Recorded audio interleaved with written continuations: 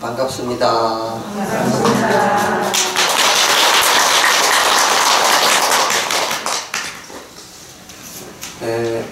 경에 전생을 알고 싶으냐? 그러면은 지금 자신의 이 모습을 봐라. 미래를 알고 싶으냐? 그러면 지금 자기가 짓고 있는 모습을 봐라. 이런 말이 있습니다. 그러니까 지금 현재 자기의 그 상황을 보면은 전생에 내가 어떤 일을 했고 또 어떤 생각으로 살아왔던가 이거를 어느 정도 알 수가 있다 이 말이야. 그리고 이제 우리가 미래를 어떻게 알겠나 이런 말을 하는데 미래도 사실은 우리가 어렴풋이 알 수가 있습니다. 그건 왜 그러냐?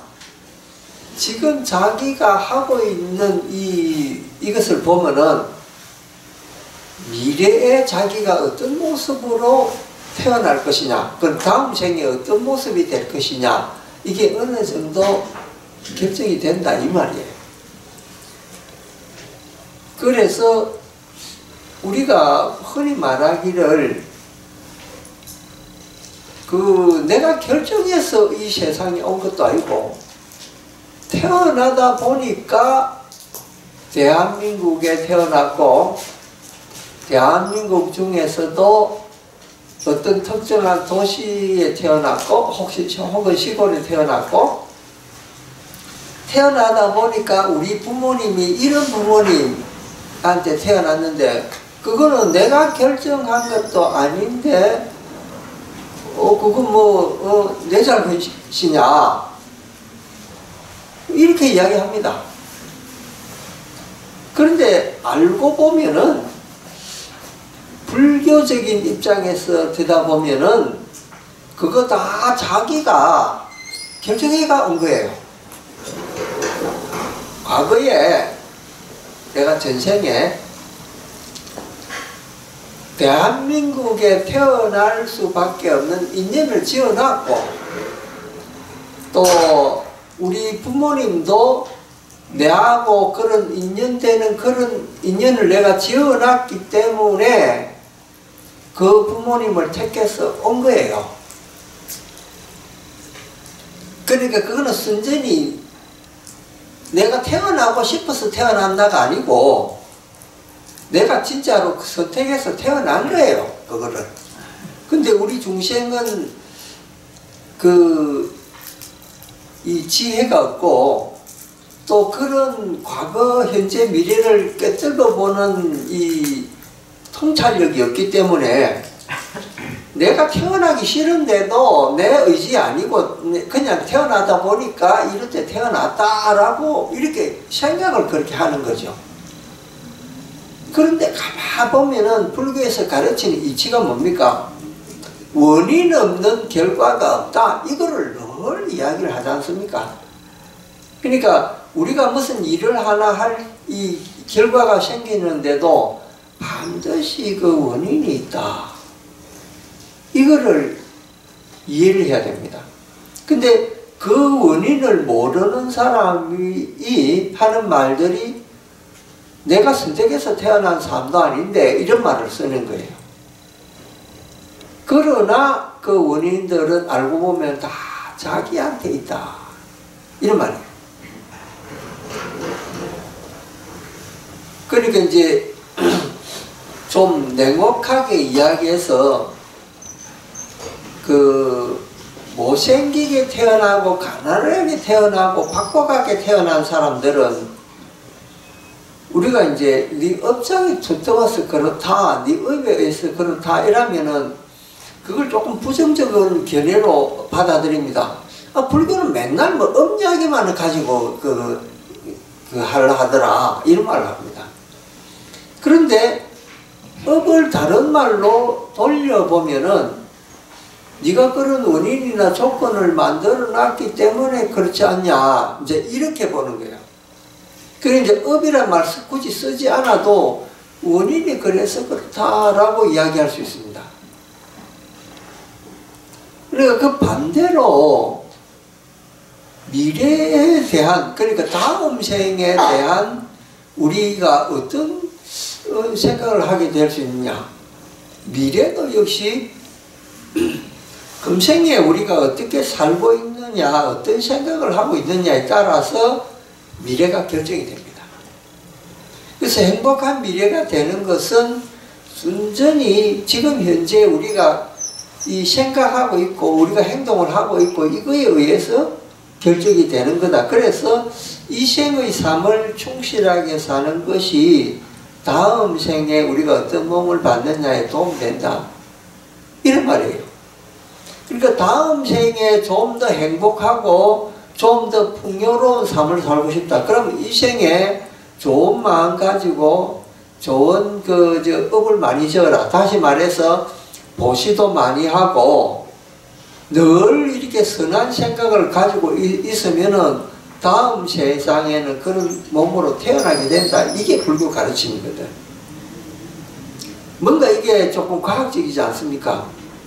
그러니까 내가 죽는다 하더라도 내가 내 마음대로 살았는데 다음 생에 아주 좋은 복락을 누리는 몸으로 태어났다. 그건 있을 수가 없다는 이야기죠. 그러니까 우리는 잘 살 수 있는 원인을 심어놔야 된다는 거죠.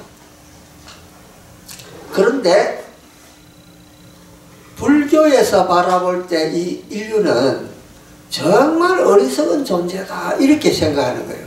왜냐하면 아무리 가르치고 아무리 좋은 이런 그 결과가 있다고 이야기를 해도 사람들이 그걸 따르질 않아요. 그래서 원효 스님도 그런 말씀하셨거든. 오라는 천당에는 가는 사람이 드물고 그 가지 말라고 막는 지옥은 엄청난 많은 사람들이 걸로 가고 있다고 이야기를 하거든. 왜? 이 천당 천상에 태어나는 일은 선행을 해야 되는데 이 선행하기가 지극히 어렵기 때문에 사람들이 걸로 가라고 이야기를 해줘도 안 간다는 거예요. 그런데 이 지옥의 불끄덩이는 사람들이 자기의 그 몸뚱이 쾌락을 쫓아서 살다 보니까 그걸로 자연스럽게 그걸로 가게 돼 있다는 거예요. 그래서 우리 인류 인생을 가만히 생각해 보면 정말로 그렇다라고 이제 생각을 하게 되죠. 무슨 조그만 그 기분 나쁜 일이 있어도 참을 안 하고 괌 지르고 상대하고 맞서고 이렇게 살고 그런 인생을 우리는 지금 살고 있습니다. 근데 인류가 언제부터 그렇게 그 어리석으냐? 원래부터 인류는 그 어리석은 존재입니다. 불교가 이 남녀 평등을 그 부처님 시대 때부터 가르쳤습니다. 근데 여러분 여기도 인도 순례 다녀오신 분들이 계시겠지만요, 그 가보셔서 알지만은 인도는 세계에서 가장 여성 인권이 땅에 떨어진 나라입니다. 인도 여자들이 얼마나 고통을 받느냐 하면은, 물론 인도에도 귀족 집안에 태어난 여성은 아주 잘 삽니다. 대우도 받고 이렇게 우리나라 옛날 양반집 마나님처럼 이렇게 존경을 받습니다. 그러나 중산층 이하의 이제 대다수 인도 국민을 이루고 있는 그런 사람들은요, 여자들이 밖에서 노동을 합니다. 그리고 남자들은 대개가 좀 약간 이렇게 빈들거리고 놉니다. 그 옛날에 우리나라 제주도를 생각해 보면 비슷합니다. 제주도는 이 먹는 게 척박해 가지고 여자들이 이 해녀를 해서 먹고 살고 이제 이러는데, 남자들은 배 타고 나가가지고 남바다가 죽고 이러니까 남자가 귀하니까 남자는 조금 놀고 여자들이 일을 억세게 해서 그렇게 이제 남자를 먹이 살리는 그런 게 우리나라도 있었습니다. 지금은 제주도 가면 그런 일은 별로 없습니다. 그러나 이 동남아의 후진국들, 예를 들면 뭐 버마라든지 뭐 이 태국이라든지 이런 스리랑카라든지 네팔이라든지 이런 나라에 가보면요, 그 나라에는 여자들이 엄청나게 노동을 하고 남자들은 나무 건너리에서 슬슬 뭐 이렇게 이 오락 같은 거 하면서 놀고 있습니다. 근데 그 인도 가보면은 인도의 그 여성분들은 이 발을 보면 발바닥이 쭉쭉 갈라져가 있습니다. 맨발, 거의 맨발로 이렇게 슬리퍼 비슷하게 가라면 신고 다니잖아요. 그런데다가 나이 50쯤 되면은 우리나라의 여성들 나이 50쯤 되면은 피부에 주름도 별로 없고 아주 팽팽하게 누가 얼핏 보면은 30대 후반 같아 보입니다. 다들 그래 보이죠. 그 정도로 한국 여성들은 그 이제 몸을 잘 가꾸고 얼굴도 잘 이제 가꾸고 이래서 별로 그거 하진 않습니다. 근데 인도 여성들은 한 40만 되면은 치아가 거의 그 여기 80살 되는 할머니처럼 듬성듬성 빠지고 이 피부는 주름이 자글자글한데 왜 강한 자유회선 밑에 노동일 하고 억세게 살아야 돼요. 그런데 그게 오늘날만 그랬느냐? 2500년 전에 부처님이 살아계신 당시에도 똑같습니다. 그래서 지금 인도를 가보면은 2500년 전의 상황하고 똑같은 상황이 벌어지고 있는 데가 인도입니다.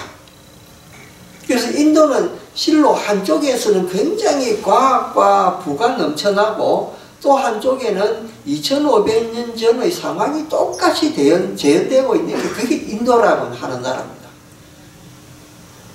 여러분들이 이제 혹시 여행을 가셔도 자동차 타고 단체 여행 가니까 좀 편안하게 가셔가지고 그래서 하면서 실상을 모르죠.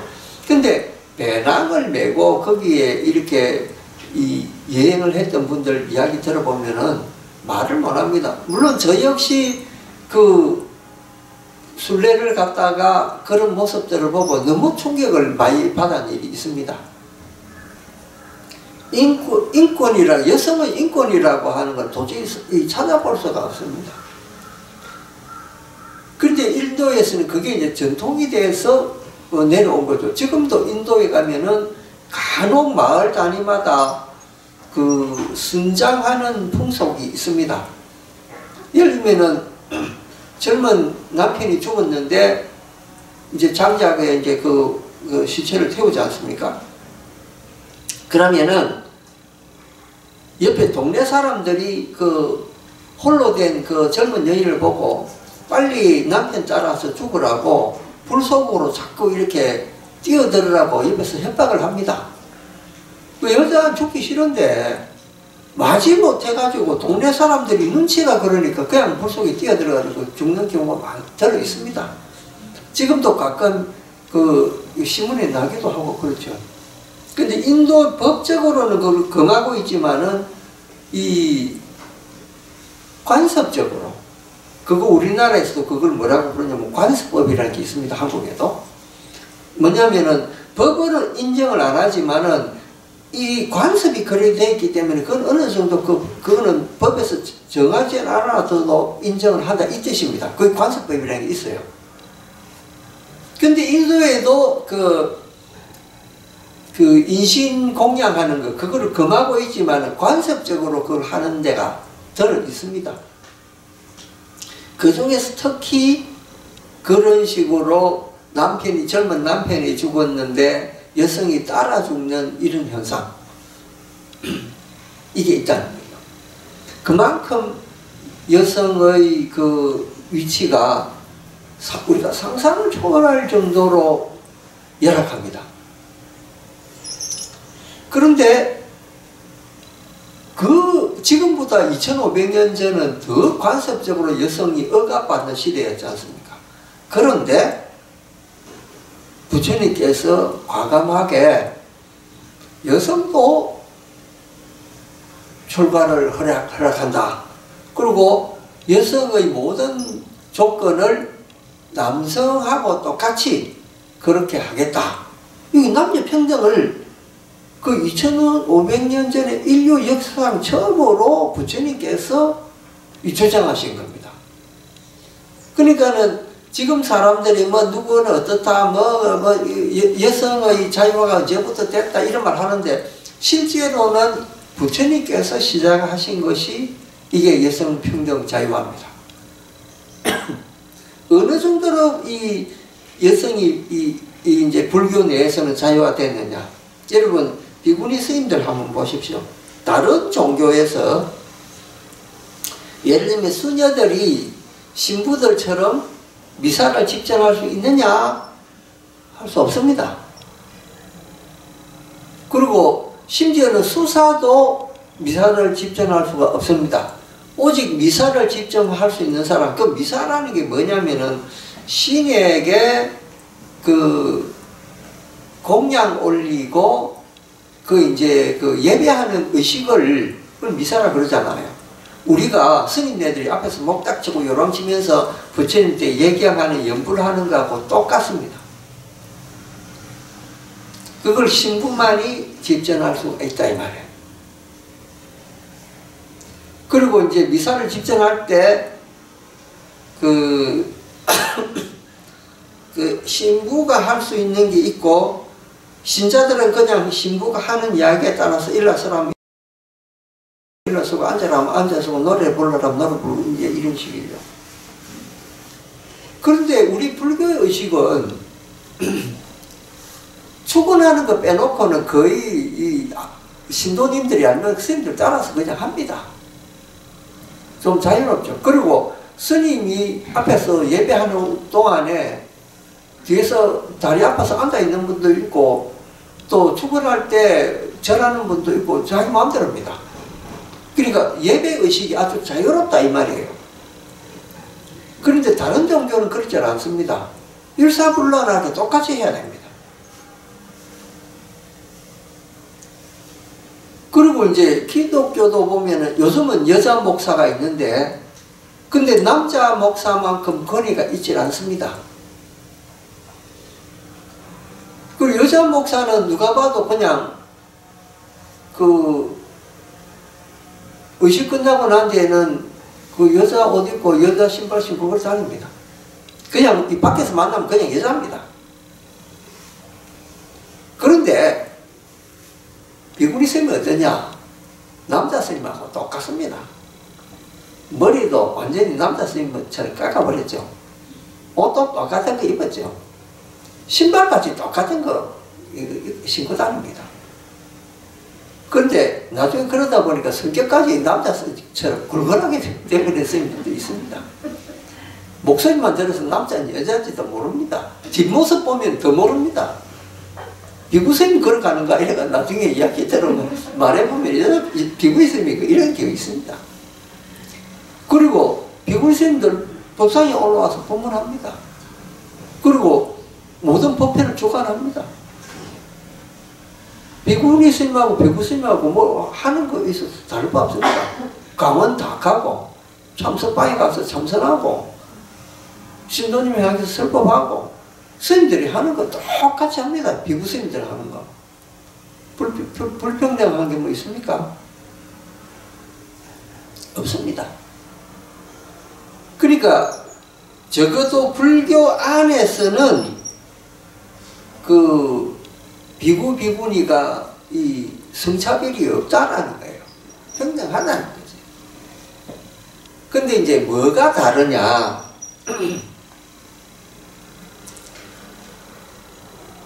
예를 들면은 비구니 스님이 100살을 먹잖아요. 100살을 먹었는데 이제 어제 안에 새로 계를 받은 남자 스님을 이제 만났단 말이에요. 그럴 경우에 그 새파란 젊은 비구 스님을 향해서 100살 먹은 노 비구니 스님이 예배를 해야 됩니다. 안녕하셨습니까? 하고. 그래 이제 이거 비구니 스님들이 이거 가지고 이제 떠듭니다. 아니 우리가 수행을 갖다가 더 오래 하고 나이도 100살이나 먹었는데, 왜 초하비구라면은 20세 되는 비구를 초하비구라 그러거든. 그 초하비구한테 우리가 왜 인사해야 되냐? 이렇게 이야기해요.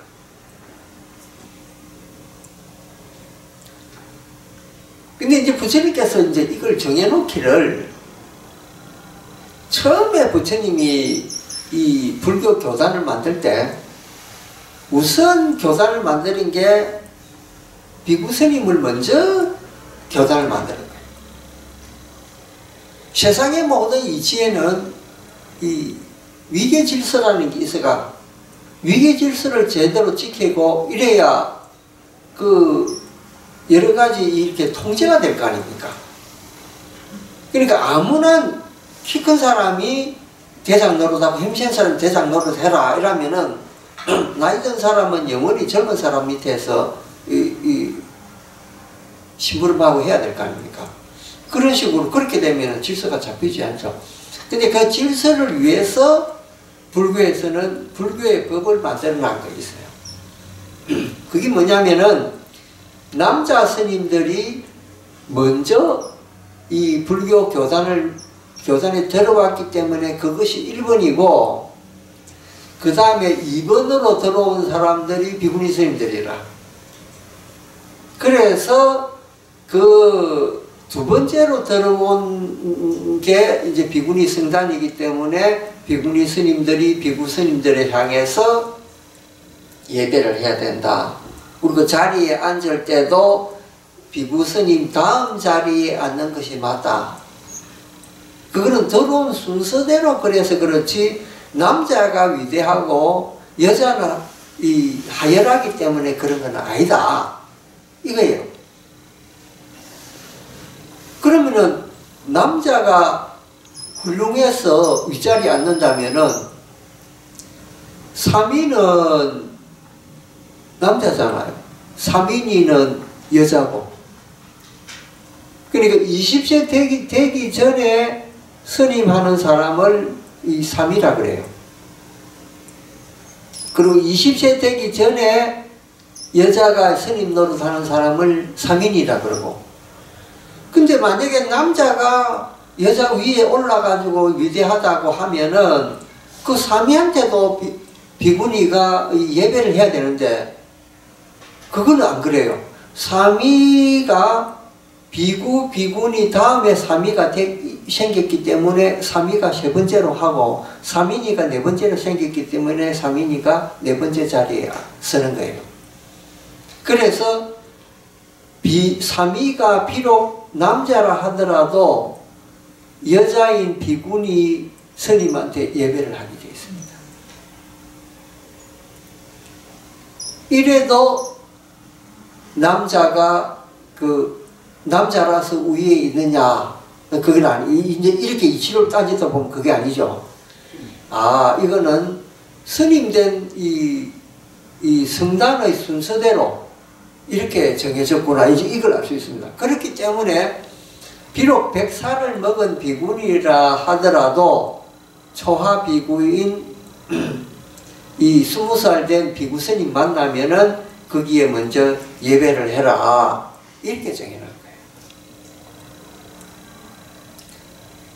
그리고 이제 생겨난 게 이 성단이 만들어지고 난 뒤에 신도들은 제일 먼저 누가 부처님한테 이 교단에 이제 기를 했느냐? 남자들이 먼저 기를 했습니다. 그거를 우리가 우바샤라고 부르죠. 우바샤가 먼저 부처님 교단에 이 기를 하고, 그 다음에 여성 신도들, 그러니까 우바이라 그러잖아요. 우바이가 이제 불교 성단에 기를 했다. 그래서 자체가 되게 된다. 비구니, 3인이, 그 다음에 청신사, 남자, 우바셰, 그 다음에 청신녀, 우바이, 이렇게 해서 딱 그 불교 교단이 형성이 돼. 그래서 이게 그런 위계 질서 때문에 이제 그런 걸 만들어 놨고, 그게 부처님께 기이한 순서대로 이루어져 있다 이 말이에요. 남녀가 어느 쪽이 높기 때문에 이런 문제, 이런 순서가 생긴 건 아닌 걸 알 수가 있습니다. 그러나 본질적으로 이 모든 이 존재들은 평등하다라고 보는 것이 이 부처님의 생각이에요. 이건 단지 질서를 위해서 만들어낸 거지, 그 가치는 비구 스님이나 비구니 스님이나 또 청신사나 청신녀나 다름없이 똑같다는 거예요. 그게 불교 입지라는 거예요. 그런데 불교법이 그렇게 좋은데 이것을 부처님께서는 마을 사람을 볼 때도 똑같이 보셨습니다. 예를 들면은 그 귀족의 가치를 어떻게 매기느냐, 부처님께서는 행위에 의해서 매기신다 이렇게 이야기했습니다. 이것은 뭐냐면 태생이 양반이고 귀족이고 이 상류층이라서 그 사람이 상류층이 되는 것이 아니고 그 사람이 어떤 행동을 하느냐에 따라서 상류층이 정해진다는 거죠. 비록 태어난 데는 미천하고 하류층에 태어났지만은 그 사람의 말씨나 행동이 고결하다면은 그건 그 사람은 상류층이다. 그 사람은 존중받아 마땅한 사람이다. 이렇게 부처님께서는 가르칩니다. 그게 불교에서 말하는 불교 평등관이거든. 그런데 한번 여러분 생각해 보십시오. 우리나라는 중국의 영향을 옛날부터 많이 받았습니다. 한국 역사 5000년 역사에서 대부분이 우리는 중국의 역사를 이제 배우고, 우리나라 역사보다는 중국 역사를 먼저 많이 배우고, 그 다음에 중국 풍속을 따르고 중국에 조공을 바치고 중국의 속국으로 있었습니다. 그러다가 우리를 지배하던 청나라가 망하니까 일본 식민지 36년 동안 했잖아요. 그러고 난 뒤에 해방을 받았습니다. 우리나라 역사를 5000년 역사를 통틀어 보면은 거의가 90%가 중국한테 쩔쩔매는 역사였습니다. 근데 이제 불교라는 것도 알고 보면 어디로 왔습니까? 인도에서 중국으로 와가지고 중국에서 중국식 불교가 만들어져가지고 그게 한국으로 들어왔습니다. 그러니까 한국 사람들이 배우는 불교는 뭐냐? 중국식 불교. 근데 중국에도 보면은 칠거지약이니 뭐 이런 게 다 중국에서 온 거거든요. 여자가 못 낳아도 이혼해야 되고, 그러니까 집안에서 내가 쫓기게 되고, 그리고 남편이 첩을 이렇게 하나 삼았는데 그 첩할 때 투기 질투를 해도 쫓겨납니다.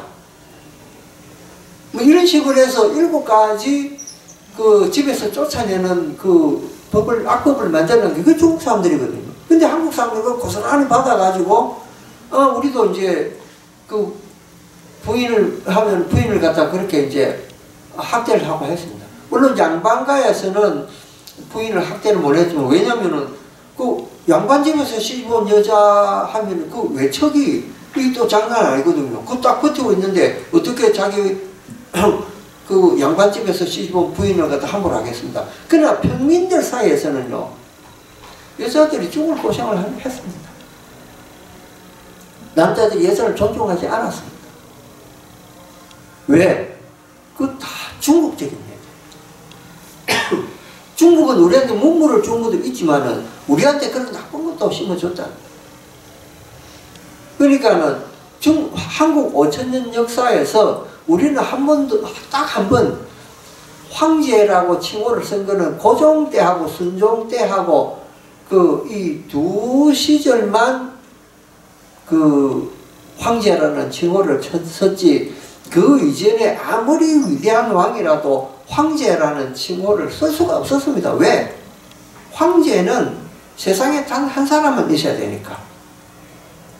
그게 중국이었거든. 우리나라는 전부 다 왕으로 불려요. 그러니까 왕이라도 좀 훌륭한 일 좀 했다, 업적 좀 했다, 있다, 이러면 뭐라고 부릅니까? 대왕이라고 부르는 거예요. 광개토대왕, 세종대왕, 뭐 이렇게 그 대왕자 불렀지. 아니고 세종황제 이렇게 부른 사람 있습니까? 세종 그 저기 어디입니까? 저기 광개토 황제 이렇게 부르는 예가 있습니까? 없습니다. 그런데 고종 때 와서는 나라도 뺏기고 일본한테 우리가 몰락했는데, 근데 그분은 황제를 부르잖아요. 고종 황제, 순종 황제 부르잖아요. 그렇게. 왜? 그때는 우리가 우리는 중국 사람들 소나기에서 벗어나서 우리나라 마음대로 하겠다 해가지고 우리도 황제 국가다 이래가지고 이제 그때 황제 칭호를 쓰기 시작했거든. 그때 좀 한 게 뭐냐면요, 중국 사신이 올 때 그 중국 사신을 맞이하는 문을 큰 걸 하나 지어놨습니다. 그 조선시대에 지어놨거든요. 거기에 그 글자를 세 개를 그 문 위에 달아놨는데, 그 문에 무슨 글자를 썼냐면 영언문이라고 해가 딱 달아놨어요. 그 영언문이라는 뜻이 뭐냐, 이 대중국 황제 폐하의 은혜로운 것을 맞아들이는 문이다, 이런 뜻이에요. 영언문. 영자는 맞이할 영자, 환영한다 할 때 영자, 은자는 은혜롭다 할 때 그 은자, 문자 써가지고 은혜롭게 그 맞이하는 문, 이런 뜻이에요. 그거를 그 문을 통해서 중국 사신들이 뻐드렁거리면서 들어오면서 그건 내 대국에서 왔다는 식으로 해가 한국에서는 그 국무총리쯤 되는 그런 큰 신하들이 여기저기 나가가지고 맞이해가지고 벌벌 떨면서 궁중까지 모셔온 거 아닙니까? 그러니까 영언문이야말로 우리의 지역의 역사를 말해주고 있는 겁니다. 그러니까 청나라가 망하고 이제 우리도 이제 대한제국을 세우자, 이래가 고종 황제로 내세우고 대한제국을 딱 만드는, 제국이 뭡니까? 이제 신하들 나라를 거느린 그런 황제 국가가 이것이 제국, 제국이거든. 예를 들면 우리가 그 대영 제국 뭐 이런 식으로, 영국은 큰 그 국토를 가지고 있기 때문에 제국이라고 불렀잖아요. 근데 한국은 식민지도 하나 없으면서 그냥 이름만 가지고 제국이다, 이제 이런 그런 명목이라도 가지자 해가 제국을 세운 거예요. 그러면서 그때 했던 일이 뭐냐면요, 영언문을 부숴버린 거예요. 우리가 중국 사람한테 이제 머리 쪼아리면서 뭐 그 사신들 받아들일 일이 없다, 그래가지고 그거 빠버리자, 그래가지고 처벌해버렸습니다. 그 자리에 뭘 세웠느냐, 우리나라는 이제 독립국가다, 중국에 영향 안 받는다, 이래서 거기에서 딱 시안한 게 뭐냐, 독립문이에요. 그거를 그 시안한 그게 3.1운동하고 일본 사람들과 아무 관계가 없는 거예요. 그 문은 그냥 중국 사람하고 그 관계가 단절됨으로 해서 우린 독립국가다 해서 시안한 게 그게 독립문이라. 근데 그 위에 독립문이라고 한글로 써놨어요. 독립문. 그 독립문 그 글자 누가 쓴 걸 압니까? 이완용이가 쓴 겁니다. 이완용이 누굽니까? 우리나라 팔아먹은 사람이잖아요. 일본에 넘긴 사람이잖아요. 근데 그 사람이 왜 그 독립문이라고 하는 글자를 썼냐 하는 거지. 근데 그때만 해도 그 사람이 일본 사람들한테 나라 팔아먹으려고 생각 안 하고 나라에 충성했던 애국지사였습니다. 놀라운 일이죠. 우리는 이완용이라면 나라 팔아 얼싸오적해가지고 막 이를 부득부득 갈고 하잖아요. 근데 그 사람도 한때는 아주 우리 나라와 민족을 생각하는 그런 사람이었습니다. 그래서 독립문 딱 만들어서 왜 글자도 독립문 딱 자기가 이완용이가 구한말이 최고 가는 명필이었습니다. 이완용이 글씨가 얼마나 좋은지 모릅니다. 예전에 제가 이제 글씨를 좋아해서 글씨를 모으는 이런 걸 했는데 어디 골동품 상에 가니까 이완용이 글씨가 나왔다 그래요. 이완용이 글씨를 두고 이거 얼마고 이러니까 20만 원만 주면 가져가라는 거예요. 제가 글씨가 이거 너무 좋은데 이 사협에나 말아야 되냐. 근데 가만히 생각하니까 이 그 을사오적 우리나라 팔아면 이 이 매국노인데 이 매국노 글씨를 20만 원씩이나 주고 사야 되겠냐? 이걸 안 샀습니다. 근데 여러분 생각해보세요. 안중근 씨 글씨 있잖아요. 안중근 씨 글씨 잘 못 썼습니다. 글씨 별로 안 좋아요. 그런데 그 글씨가 시중에 나오면 얼마입니까? 몇 억씩 합니다. 글씨 못 썼는데도 그러냐? 그거는 애국가였기 때문에. 그러니까 그 사람 행동으로 인해서 그 사람이 남긴 그 가치가 달라지는 거예요. 이완용이는 비록 대면필이라고 하는 소리를 들을 만큼 글씨가 훌륭하지만은 그 사람이 매국 행위를 했기 때문에 그 사람이 남긴 글씨가 형편없는 가치로 전락하고, 그 안중근 의사는 그 글씨가 그렇게 이 훌륭한 글씨가 아니라 하더라도 그 사람 행적이 훌륭했기 때문에 그 글씨는 여러 억을 할 정도로 이게 가치가 있다. 그러니까 그 결국은 뭐냐? 그 사람 행위 때문에 그 사람의 가치가 정해진 거예요. 이것을 우리 부처님께서 뭐라고 하냐?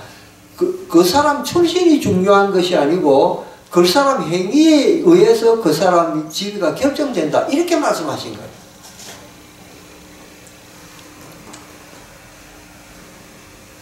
그러니까 우리도 이렇게 생각해 보면은 우리나라가 5,000년 동안 중국 지배를 받고 한 것이 그건 결국 뭐냐? 중국 사람들 생각 이외로 그것 말고는 이 생각하는 걸 탈출할 수 있는 방법이 없었던 거예요. 그러니까 중국이 하는 것은 무조건 받아들이고 중국에서 시행하는 제도는 무조건 해야 되고 이런 결과예요. 그러니까 불교도 어떻다? 불교에 이렇게 훌륭한 남녀 차별하는 제도가 없고 평등하게 보는 사상이 있다 하더라도 그 사상을 우리가 받아들여가지고 조선에서 그걸 펼칠 수 있는 그런 상황이 아니었다는 거예요.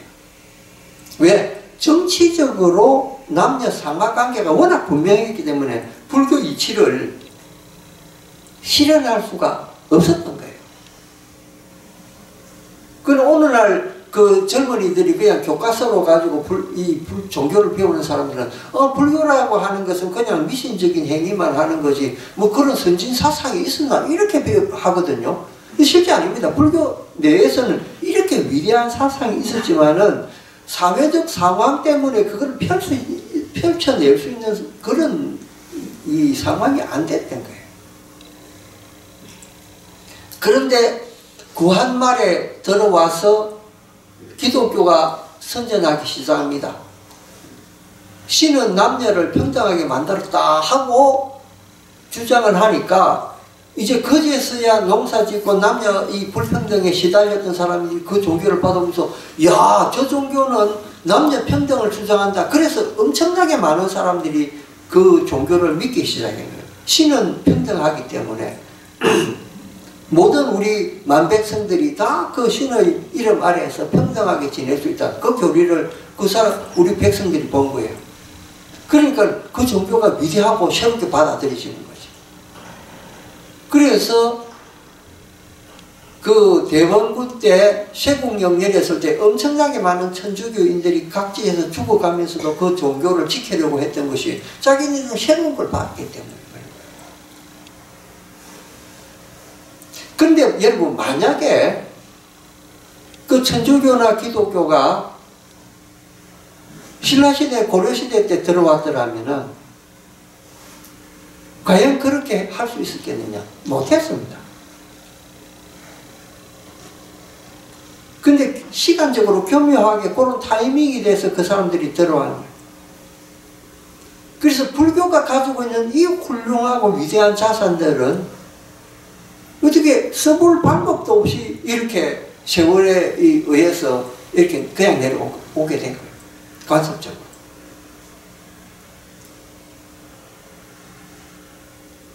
한 번은 제가 그 기독교인들하고 그런 이야기, 너희들이 남녀 평등을 이야기하는데 정말 그러냐 묻습니다. 그렇다 이야기하거든요. 그러면은 너희들 성경에 의하면은 여자는 남자 갈비뼈를 빼가지고 만드는 게 여자인데 그래도 남자 평등이냐? 우리는 남자 여자가 공히 연기법에 의해서 이 세상에 온 것인데, 그건 그 연기에 의해서 오는 것은 남녀 구분하지 않는다. 그러나 남자의 갈비뼈 빼가지고 여자 만들어두면 여자는 남자한테 항상 그 명령을 받들어야 된다. 그게 성경의 내용이 그렇잖아요. 그런데 그게 계몽주의 사상이, 서양의 계몽주의 사상이라든지 이런 걸 결합하면서 여자들한테 뭔가 이 권리를 주어지고, 그게 오늘날 기독교적인 사상으로 인해서 생긴 거라고 생각하는데 실제 그렇지 않습니다. 지금도 그 잔재로 가톨릭에서 여성 수행자, 정말해서 수녀들이 절대로 미사를 집전할 수 없는 게 남녀 평등의 극한 걸 이야기해주고 있습니다. 근데 그거를 제대로 파악을 못한 사람들은 그게 새롭고 훌륭한 거라고 생각하는데, 실제 불교가 내용적으로는 더 훌륭합니다. 교리적으로 더 훌륭합니다. 그런데 중국이나 한국의 그러한 그 역사적인 것 때문에 이게 어려웠다. 이제라도 불교는 새로운, 그러니까 과거에 우리가 중국에서 내려온 이 경전들, 이거에만 의존할 것이 아니고, 이제 새로운 젊은 세대들, 새로운 젊은 스님들은 원래 불교 경전을 연구하는 그런 모임들을 가지고, 또 심지어는 남방에 가서 그런 경전들을 연구해가지고 오기 시작했습니다.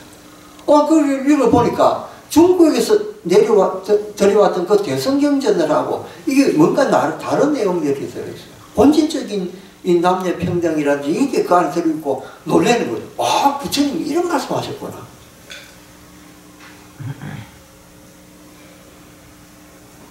근데 그 안에 보니까 남녀만 그런 것이 아니고 세상을 바라보는 이 기본적인 방법도 이제 아주 새로운 내용들이 많이 들어있는 걸 발견하게 됐습니다. 근데 이것만은 우리가 지금 말하는 상자부 불교나 우리가 말하는 대승불교나 거의 비슷합니다. 자연을 바라보는 이 안목, 이런 것들은 남녀 평등에 비해서 그래도 비교적 이제 대승불교에도 깊이 이렇게 평등하게 바라보고 있다. 우리 관음사에서 요즘 하고 있는 게 뭡니까? 수국제 아닙니까? 매주 화요일마다 하는 게 수륙제인데, 이 수륙제라는 것도 우리가 한번 생각해 볼 필요가 있습니다. 절에서 행하는 이 수륙제가 대체 어떤 의미가 있느냐? 수륙제는 원래 부처님 때부터 있은 게 아닙니다. 부처님 때부터 내려왔던 그 죽은 사람을 천도하는 의식은 우리가 잘 아는 우람분절, 백중대 하는 거, 그게 부처님 때부터 내려온 겁니다. 그런데 수륙제는 언제 이루어진 거냐? 양나라 무제라고 하는 황제가 있었습니다. 우리가 흔히 말하는 그 양무제라는 사람이죠. 그분이에요. 그 양무제라는 분은 불교를 깊이 신봉을 해서 전국에 이 84,000이나 되는 엄청나게 많은 그 탑을 세운 그런 분이라고 알려져 있잖아요. 그리고 이제 해마다 그 여러 수십만 명의 스님네들을, 이 전국에 있는 스님네들을 공양을 올리고 자기 공덕을 쌓은 그런 분이에요.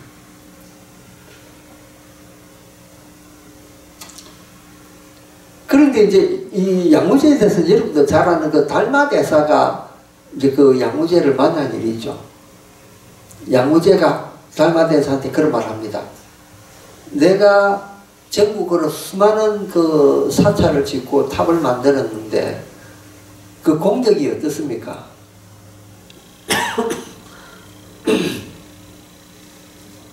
달마대사 뭐라고 이야기했냐면 없다 이래.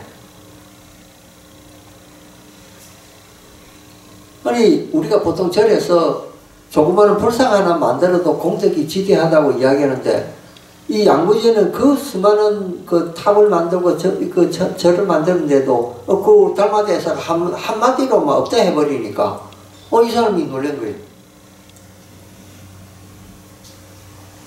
여기에 무슨 뜻이냐면요. 내가 그 절을 지었다라든지 내가 이런 공덕을 지었다라든지 그런 마음 가지고 있으면은 그건 공덕이 안 된다는 이야기예요. 그래서 없다라고 이야기해요. 근데 양무제가 그걸 가지고 달마대에서 앞에 자랑을 하니까 그런 공덕은 없다. 그래서 공덕을 지어도 우리가 말하는 무주상으로 내가 했다라는 생각 없이 그냥 하는 것. 이것이야말로 진짜 공덕이 된다는 걸 달마대사가 가르쳐 줬는데도 양무제가 그걸 못 알아들은 거예요. 없다라고 하니까 진짜 없다라는 걸 액면 그대로 받아들이고 아니 이 사람이 무슨 소리 하고 있어 이제 이렇게 생각하는 거잖아요. 그래서 서로 뜻이 안 맞으니까 헤어져 가지고 달마대사는 승산에 있는 소림사 가가지고 이제 그 시간 자기 법을 펼 때까지 그 시기를 기다린 거예요. 그 양무제가 어느 스님을 이제 모셔가지고 말을 하기를 스님 이 세상에 있는 사람들뿐만 아니고 이 우주에 있는 유주무주 고원들을 위해서 천도제를 이렇게 해마다 짓는 이 의식을 만드는 게 어떻겠습니까? 그 스님들이 하는 말이 그 좋은 일이다. 그 양무제가 이제 그럼 제가 그 글을 지어 보겠습니다. 그리고 수륙제문을 짓습니다. 수륙제문을 지어가지고 그걸 스님한테 보니까 스님들이 보고 이거 아주 훌륭하다. 그래서 그 수륙제문으로 가지고 수륙제를 지내기 시작합니다. 그러면서 세월이 쭉 내려오면서 수륙제가 여러 번의 이제 편찬을 거쳐가지고 오늘날 우리 스님네들이 하는 수륙제문으로 바뀌게 됐다. 그래서 지금 우리나라에서 가장 많이 쓰는 성문의범이라고 하는 그 책이 있는데 그 성문의범 안에 보면은 수륙제문이 나옵니다. 근데 그거는 이제 옛날에 양무제가 지은 그런 거하고는 조금 이제 그 뜻은 이게 뭡니까? 뜻은 똑같지만은 그 경문 내용이 조금씩 차이가 납니다. 그래서 수륙제를 지내는데 수륙제라고 하는 거는 단지 우리가 눈에 보이지 않고 어느 곳에 있지도 알 수가 없는 그 유주무주 고원들을 천도하는 그 천도 내용인 것도 맞지만은 또 하나는 뭐냐면은 수는 물이고 륙은 이 땅이라는 뜻이거든요. 그래서 산과 물에 공양 올리는 의식도 겸하고 있다. 이렇게 보면 됩니다. 왜냐면은 이 생명들은 그게 사람이 됐든 귀신이 됐든 물과 땅에 의지해서 지내기 때문에 수륙제라는 말도 쓰는데 그 산과 물 자체에도 큰 공덕이 있기 때문에 우리들이 그런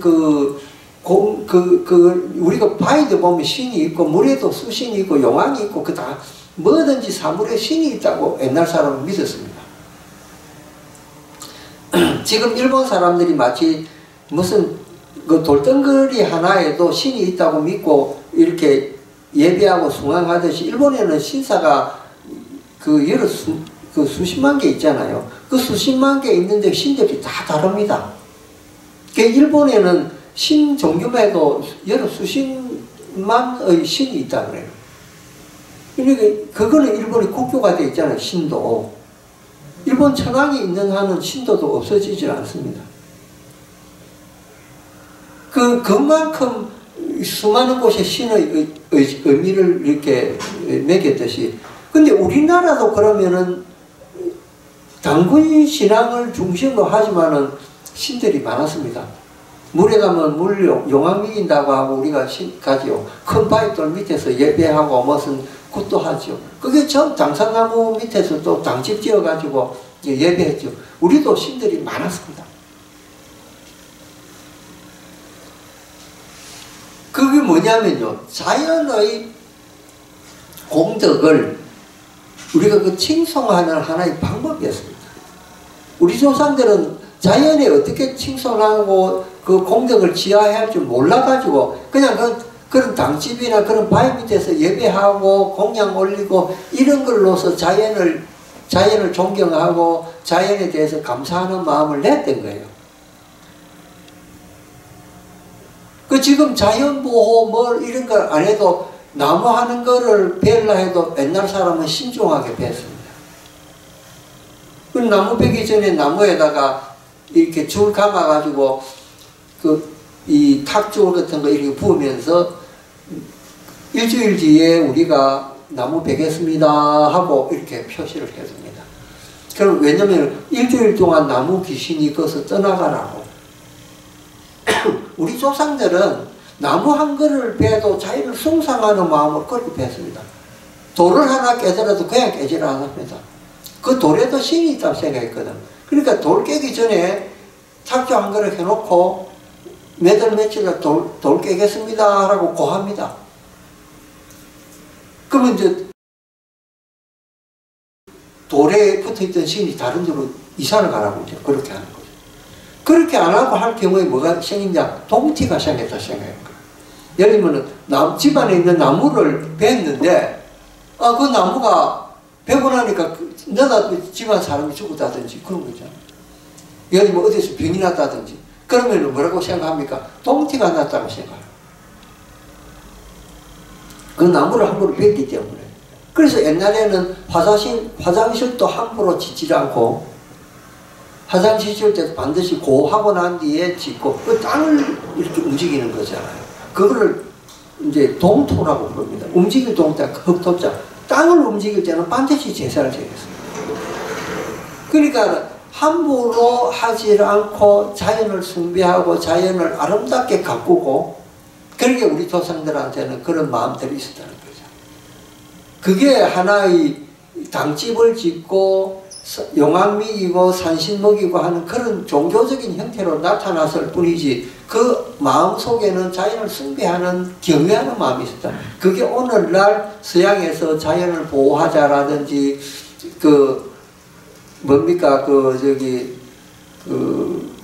왜 자연을 보호하고 감시하는 그런 국제적 기구까지 생겼잖아요. 그런 게 요즘은 그런 기구를 만들어서 보호를 하자고 단체를 만드는데 옛날에는 우리 조상들은 저절로 그런 마음들을 우러나와가지고 그렇게 했던 거예요. 그 풍속이 지금 어디에 남아있냐? 이제 절밖에 안 남아있습니다. 지금 수륙제를 하는 것이 바로 그런 의미라고 보면 됩니다. 그래서 불교를 믿는 것은 곧 자연을 되살리는 그런 길을 배우는 것이기도 합니다. 그러니까 젊은 사람들이 이 사실을 알고 수륙제에 참가해서 그냥 돌아가신 이 영가들을 전도하는 것이 아니고 그런 깊은 뜻이 있다고 깨달을 때 이것이야말로 이제 산교육이 되는 거죠. 아, 불교에는 이런 이치가 있구나. 이렇게 해서 이 수륙제를 지내는구나.